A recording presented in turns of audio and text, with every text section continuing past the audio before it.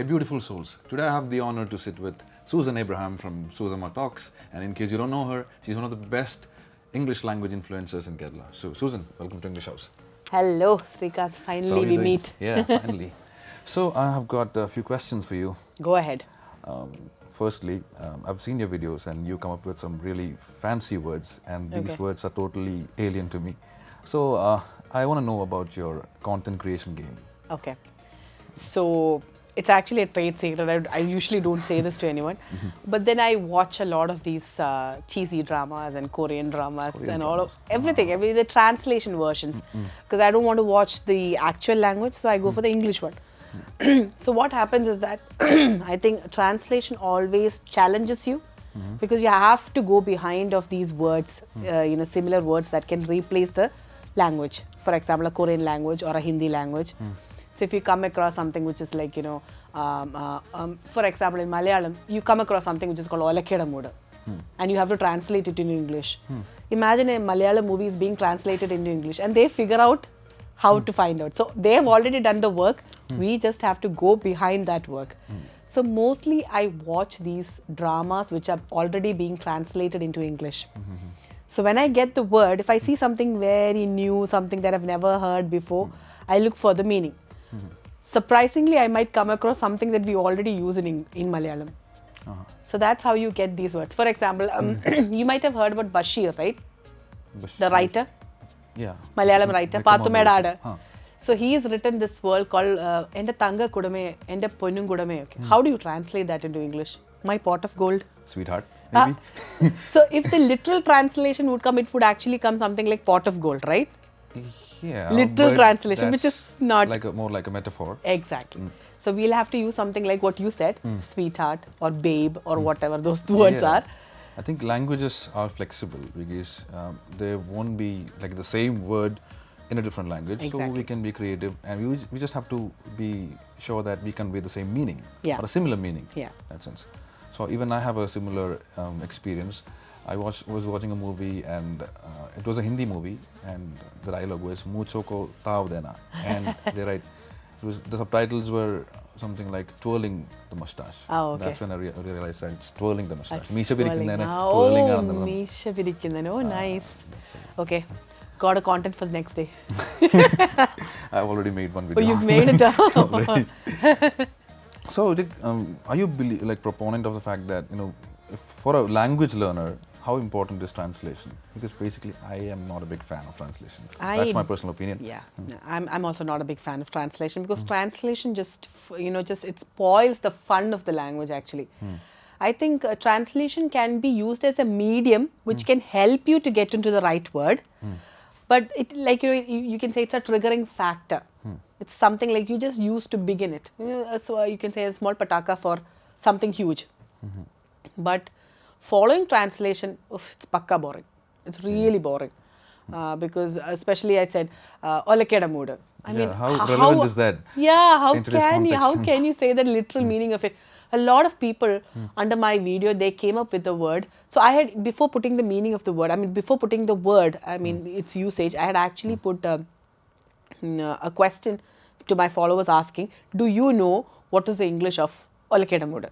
A lot of people actually came by saying the base of the mortar. So that is not the meaning, that is not the sense, that is not the context of which the word is being used. When you get irritated with somebody, when you don't have answers, you actually say, Olakeda Muda. It's like trying to figure out the meaning of an idiom by checking the individual meanings of words. It doesn't make any sense. Exactly.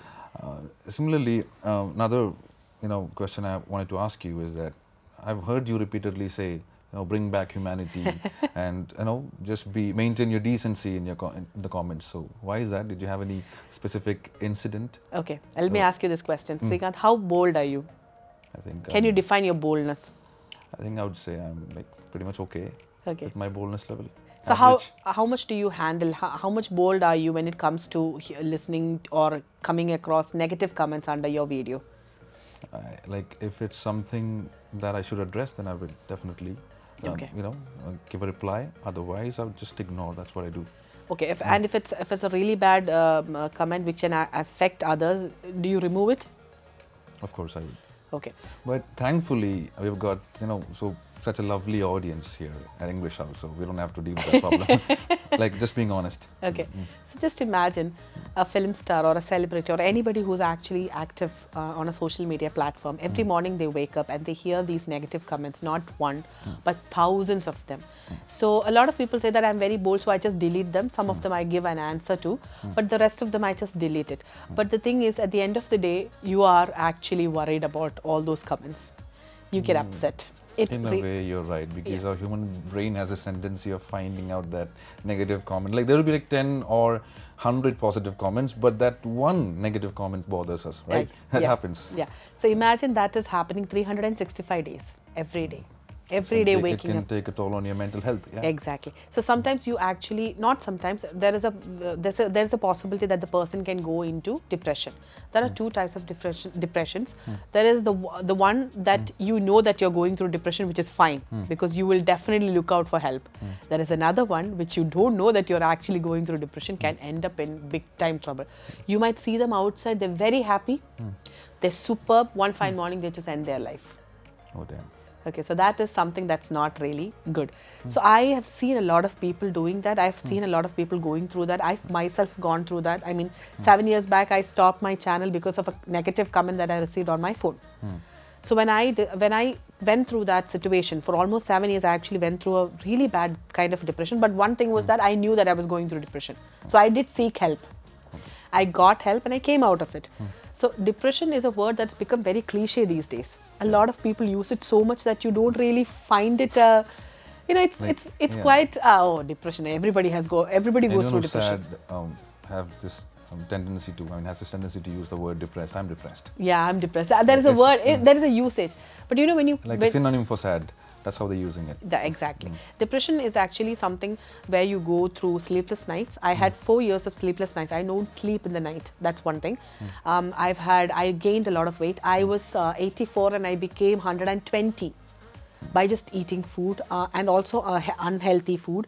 And I used to have this problem, anger management. I had anger problems where I get angry with people. I get upset. I had this anxiety.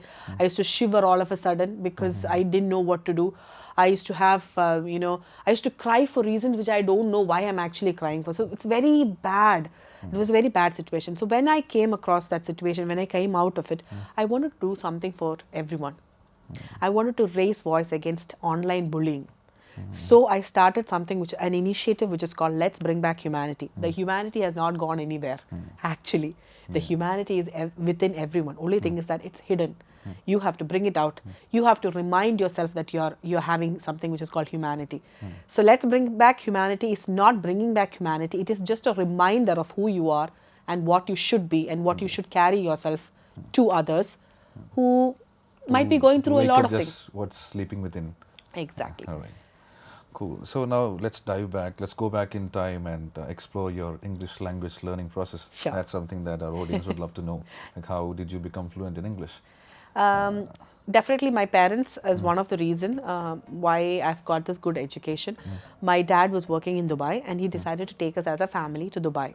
Okay, so you were educated in Dubai. I was educated in Dubai. I wouldn't say that Dubai it's because of Dubai, but it's also because of my trainers. So I studied in a school called Worky International Private School, now known as Our Own English High School.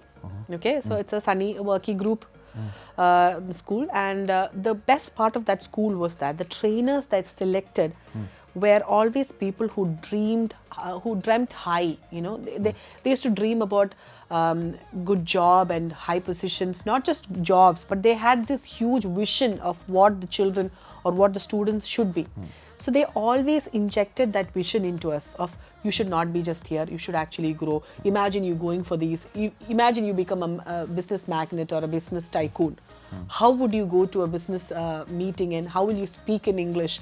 So they always brought in a concern into us, an international concern into us. Because there was always an international concern, the students were pushed to learn beyond what they were expected to do. That's because of my trainer. My trainer was a very good trainer and she was actually she was a Britisher. So she always brought this vision into us. So I wouldn't say it's about the place, I wouldn't say it's about the school, but it's actually about the person who injects the vision into us. So she's always challenged us to do something different, to go beyond our expectations. And she used to say, surprise every day. Surprise yourself, surprise others with something new. So because push beyond your limits. Exactly, and that's the reason that the basic that I got from her is the reason that's always pushed me to do something different every time. So one of the reason is my batchmates, they went through hell times. All of my batchmates went through hell times, but not one has given up in their life. All of them have come across their problems and they've overcome it. They've come a long way and they're doing really good, including me. It reminds me of a saying which goes something like this, I guess. Good teachers teach and great teachers inspire. Exactly. Like, I don't know the exact word. That is true. That is true. Like she was definitely an inspiration. I don't even remember her name, but she is one of the reason why she was there for a very quiet time, quite a little time. But then, in that little time, she actually managed to create history. Nice. So you're giving all the credit of your fluency to your education. Definitely to my education. Wow, wonderful. So that was a great conversation, Susan. Thank you. Thanks for your time and patience. And I believe that our audience have enjoyed this conversation. Yes. We'll see you again. Bye-bye. English House. English at your fingertips.